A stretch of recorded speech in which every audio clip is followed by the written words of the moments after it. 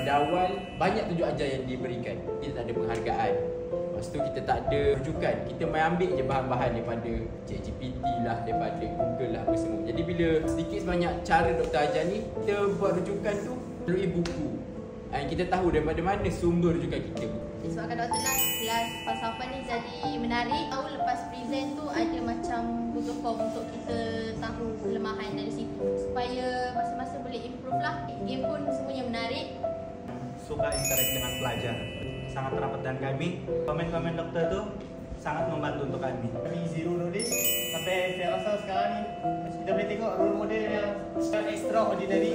Kami harap kami dapat banggakan doktor dan menjadi seorang guru yang berfalsafah.